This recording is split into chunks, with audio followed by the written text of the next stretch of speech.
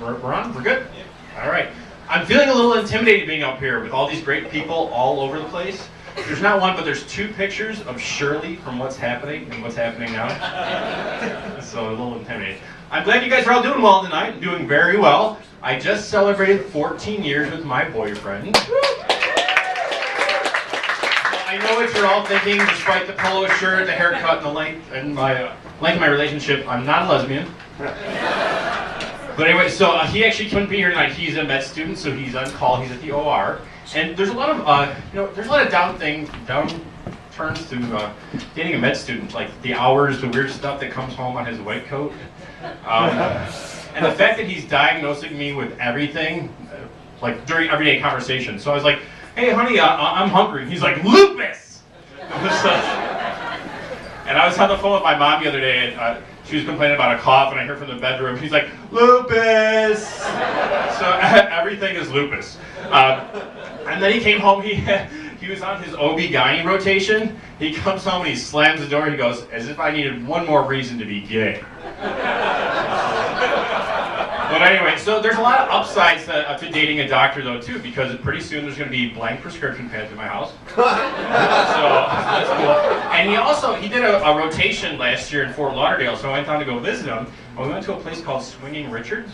Has anyone been there?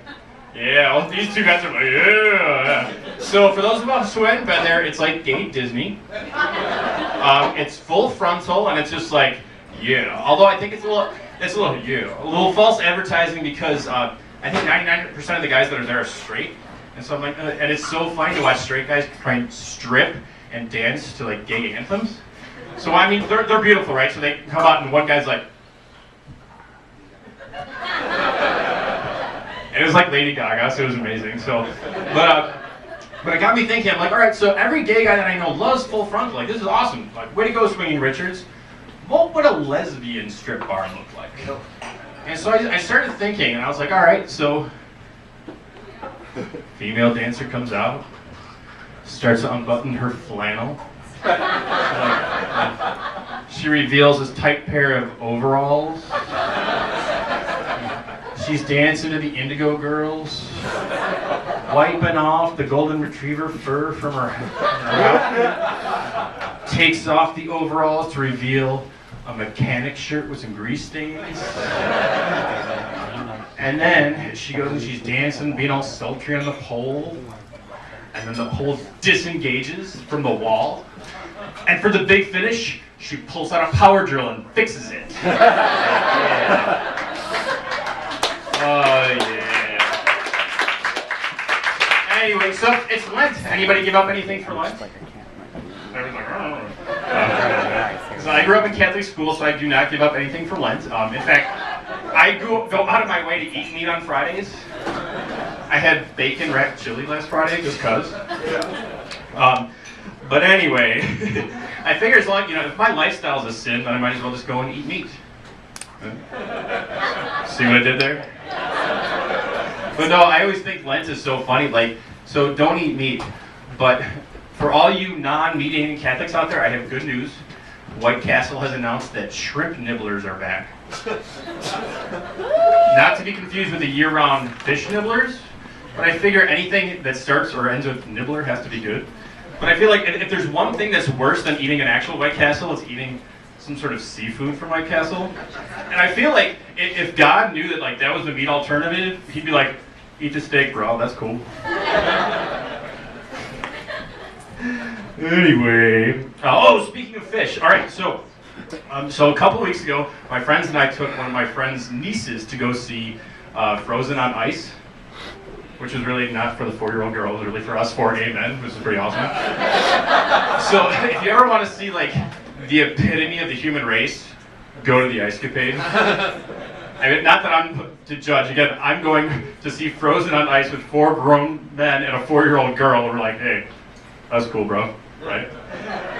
So anyway, so on the way back from the Ice Capades, we were watching Finding Nemo on the DVD player, both, whatever. And one of my friends started to research what clownfish were. Clownfish. Everyone familiar with Finding Nemo? Right. Yeah. So we found out that clownfish are actually hermaphrodites.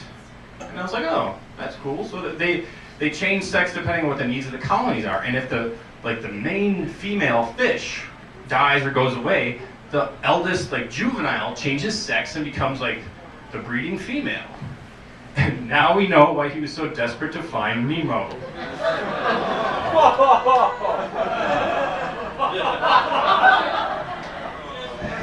All right. Lastly, any slaves to corporate America in here? Corporate America? So, damn you, corporate America. So, there's two things that I love about corporate America. One is company-wide emails, and the second thing is a little gem called the reply to all button. So a couple weeks ago, in my headquarters, there was a bed bug scare. So I don't know how. I work from home, so just FYI. There's bed bug scares there all the time. I don't send emails about it. So the corporate people decided to send an email to everybody, and so 35,000 employees. Someone responds with, "Hey girl, what you doing after dinner tomorrow? Let's grab a drink." To which someone responded, "Please don't reply to all." To which someone responded with, "Please don't reply to all." To which someone said, "Well, you just replied to all." And then someone said, "And so did you." And that went on for like 3 hours. But the whole point of this thing was not the dim-witted responses of my colleagues, but the actual email about it itself. So I have it verbatim. So here we go. We received a report of bed bugs in an area on the second floor. Upon inspection, we found a single bug. We took the following pest control steps so far. Monday, January 5th. Facilities got a call from an employee stating they suspected bed bugs in the area. The area in question was inspected with internal personnel and an external professional exterminator. The exterminator made a positive identification of 1 bed bug. Employees were evacuated immediately. An inspection was performed by a bug-sniffing dog to determine the exact area of focus. Sticky traps were put around the large cube and offices were cordoned off. Tuesday, January 6th. No bugs found on sticky traps. Tuesday at 6 p.m., the bedbug dog inspection started. The dog indicated a bug scent in 3 areas in the vicinity of the discovery. The exterminator began treatment of targeted cubes by thoroughly vacuuming the floors, including using a crevice tool for small locations. I'm sure we can all rest easy notice that the crevices have been cleaned. All surrounding areas were treated, the fabric workstations were pulled apart, vacuumed, and sprayed. Wednesday, January 7th. All bag materials were tagged and placed into 3 large rolling bins and moved to the lower level locked area to await treatment. Sheets were sent to our medical clinic. Thursday, January 8th. No bugs found on sticky traps. Thursday at 11 a.m., an oven truck will treat the items removed from the offices. All items will be heated for 3 hours above 120 degrees. Well, thank God I know the degrees. The bedbug sniffing dog will be brought in again Thursday night at 5 p.m. to inspect the entire building.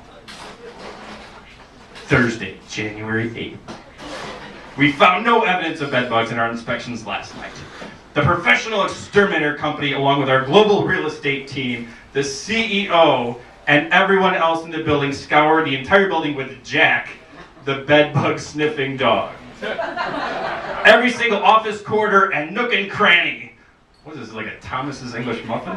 Was examined. We walked more than 5 miles and examined more than 830,000 square feet of office area. Jack sniffed everywhere. We're happy to report that we found no bed bugs. A whole week goes by. Friday, January 16th. This is a follow-up to the memo last week about our bed bug search. We regret to inform you that Jack, the bed bug sniffing dog, has succumbed to an unidentified disease and has been put to sleep. We thank Jack for his years of service. I thought I'd end on a high note. Thank you very much.